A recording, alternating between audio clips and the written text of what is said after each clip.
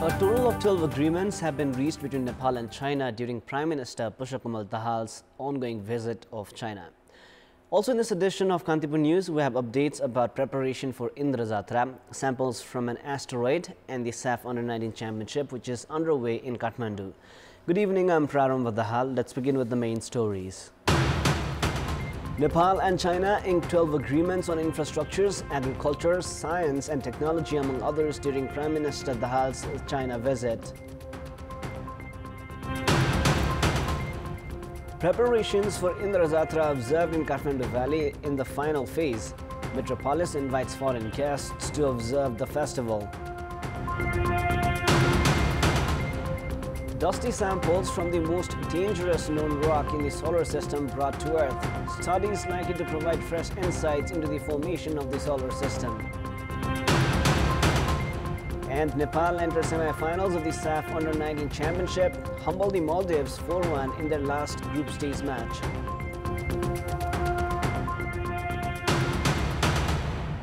Twelve different agreement papers have been signed between Nepal and China. The agreement papers have been signed by the secretaries of the related ministries, Nepali ambassador to China, Vishnu Pukhar Shrestha, and Chinese officials.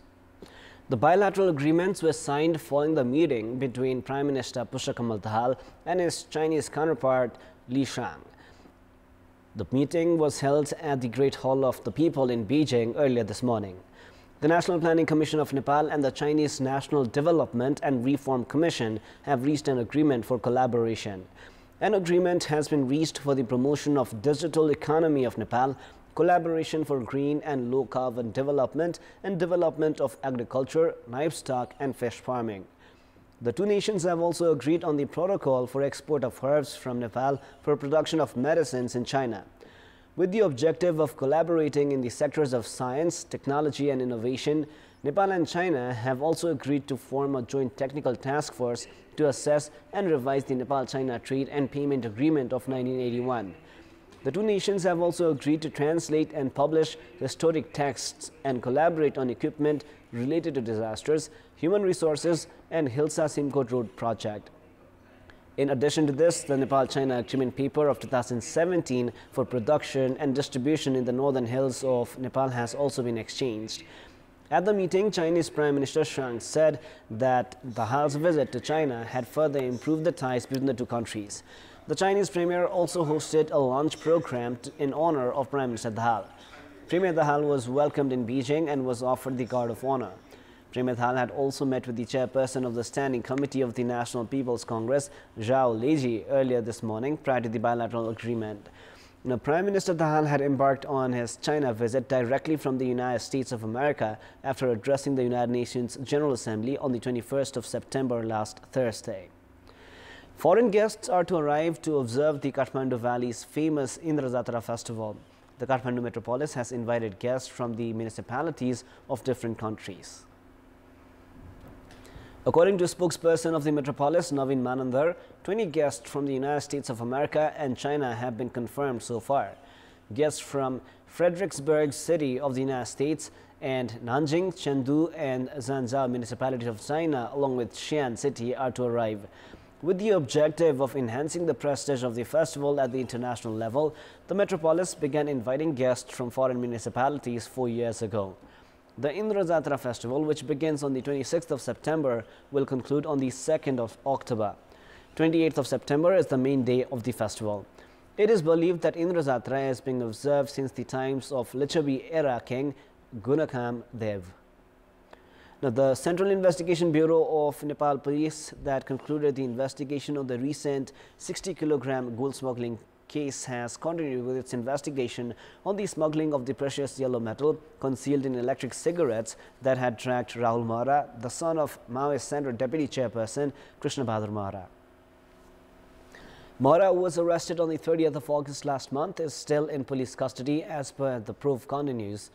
Even as the CIB had previously filed cases of organized crime against 9 individuals, including a few 3-1 International Airport customs officials, Rahul had been dodging legal cases. However, the police arrested Rahul for the same incident as he was understood to have connection with a Chinese group linked with the smuggling. The police have found evidence of repeated communications between Rahul Mohra and Chinese nationals accused of involvement in both the smuggling cases. The CIB has said it is moving ahead with its probe on Mohra and looks to file a case of organized crime against him based on the communication evidence. Meanwhile, the government has still failed to form the high-level committee it had agreed to form to investigate the recent 60-kilogram gold smuggling scandal. Chairperson of CPN-UML KP Sharma Oli has warned of scrapping the nomination of any candidate who contests in the Bagmati Province Convention by forming a panel. The province-specific convention of the main opposition party began in the capital from today, and Oli, addressing the inauguration program, directed all concerned to move forward by showing solidarity. Oli clarified that anybody interested had the right to stand in the election, but warned against forming panels. 240 members, including 5 office bearers, will be elected from the Bagmati Province Convention, including chairperson, deputy chair, general secretary, and 2 deputy general secretaries. Apart from the contenders from 13 districts of the province, 1,142 party representatives are participating in the convention.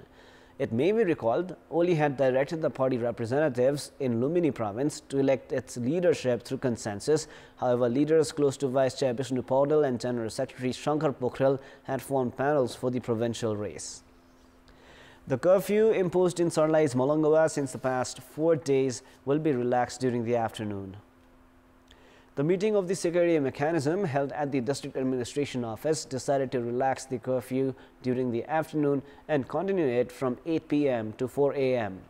After the situation grew intense in Molangoa following a clash between 2 groups during a religious procession last Thursday evening, the district administration had imposed an indefinite curfew in the Molangoa municipality area to avoid possible vandalism and risks.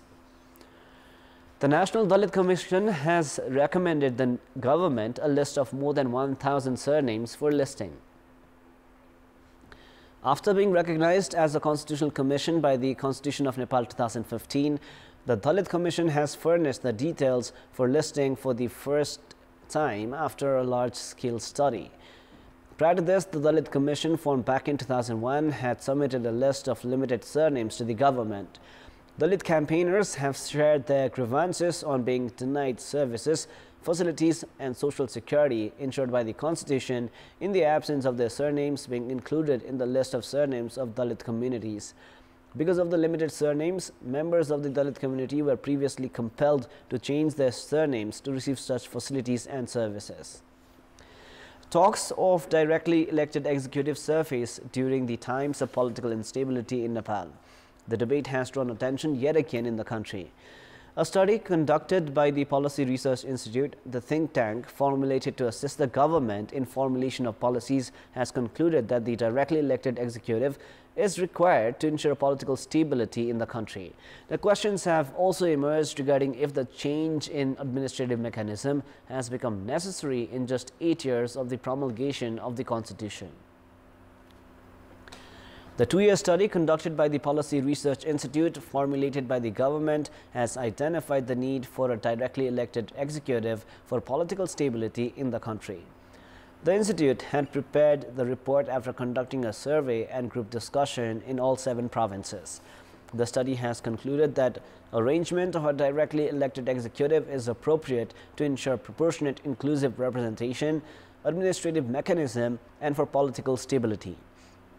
CPN Maoist Center was vocal about directly elected representative during the development of the Constitution.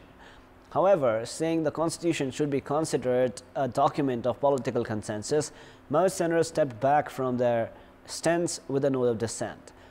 A few leaders of CPN-UML had also voiced for directly elected representative. However, both UML and Maoist Center are quiet about this topic now. New political parties that have emerged in the recent time have been advocating for directly elected executive. Rashtriya Swatantra Party, Rashtriya Prajatantra Party and Janata Samajwadi Party have prioritized the issue in their documents. They have claimed that the change in the administrative mechanism would put an end to the wrong practices of the current system. Meanwhile, federalism experts have not identified the immediate need for change in the administrative mechanism. Instead, they have called for a full proportionate electoral system and time limits for any individual to become a parliamentarian, minister or the Prime Minister. Administrative mechanisms have changed on several occasions since the establishment of democracy in Nepal in 1951. However, they have failed to meet public expectations. There have also been voices regarding adequate achievements from the existing parliamentary system if the political leaders rose above their interest to prioritize the issues of national and public concern. Time now for our segment Public Pulse, where you text us with your opinion. Public Pulse. The question is, what is your take on the street protests launched in the face of the Parliament's failure to furnish laws? Your options are A. Democratic practice, B. Crisis of confidence, and C. Signs of anarchy. The voting is on. Type NEWS, select your option A, B or C and send it to 34001 to share your opinion with us. President Ramchandra Paudel, who had reached Janakpur Dham, has visited the Janaki temple. President Paudel reached the Janaki temple in Janakpur earlier this morning, where he performed a puja as well. He also attended Sita Ram Sankirtan, which is continued for the past 6 decades. President Paudel had reached Janakpur to inaugurate the Mithila Cultural Center. Construction works of the center had begun 23 years ago and had concluded earlier this year. The District Administration Office, Janzar Court, is to demolish 52 houses and other structures built over government land in Janzar Court. According to Janzar Court Chief District Officer Suresh Sunar, houses and structures built by encroaching the land in the name of the Government Attorney Office and the court are to be demolished.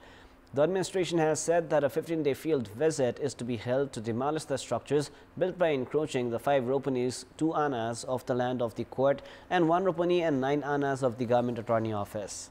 The Supreme Court had issued a verdict returning the land previously used by the local residents in the name of the government offices after 20 years.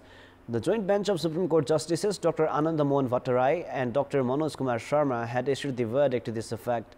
However, the administration has initiated efforts for return of the land 4 years after the verdict.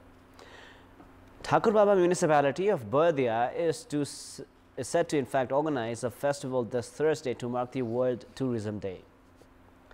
At a press meet held at the headquarters Guleria today, the organizers informed that the festival was to be organized with the objective of promoting tourism prospects of Bardia. They have believed that the festival would present Bardia National Park as the major destination and help promote other tourist destinations as well. With a 4-1 win over the Maldives, Team Nepal have secured their berth at the semi-final of the SAF Under-19 Championship, which is underway in Kathmandu.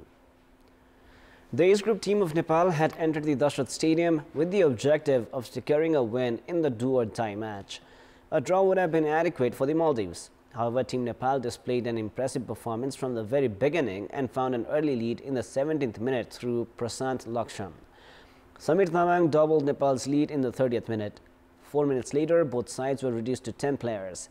Adam Rashid revived hopes of the Maldives with a 58th minute goal. However, Nirajan Dhami extended Nepal's lead in the 88th minute before Samir marked his brace in the additional time, which earned Nepal a 4-1 win and a spot in the semi-finals. With this, Pakistan have finished as the winners of Group A, while Nepal are the runners-up. Team Nepal will now play the winners of the match between India and Bhutan, which is in progress at the Dashrath Stadium. Nepali women's football team are playing Japan at the 19th Asian Games. The match, which is being played at the Wenza Olympic Center, had kicked off at 5:15 p.m. Nepal time. As per a recent update, Nepal are trailing Japan 5-0 in the second half. In their first match of Group D, Nepali Eves had suffered a 2-0 defeat to Vietnam, while Japan had humbled Bangladesh 8-0. Team Nepal are looking forward to earn valuable experience from their match against the champions of the FIFA Women's World Cup 2011. Team Japan had recently featured at the Women's World Cup, which was held in Australia and New Zealand, and are also the major contenders for gold at the Asian Games. In another Group D match, Bangladesh are playing Vietnam. And now, before we wrap up, here's a look into the top stories one more time. Nepal and China inked 12 agreements on infrastructures, agriculture, science and technology, among others, during Prime Minister Pushpakumar Dahal's China visit. Preparations for Indra Zatra observed in Kathmandu Valley in the final phase. Metropolis invites foreign guests to observe the festival. Dusty samples from the most dangerous known rock in the solar system brought to Earth. Studies likely to provide fresh insights into the formation of the solar system.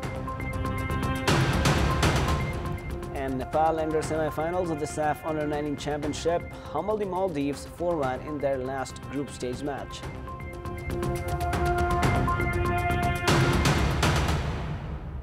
That is all for the moment. Our next English bulletin will air at 10:30 p.m. Thank you for staying with us. Goodbye for now.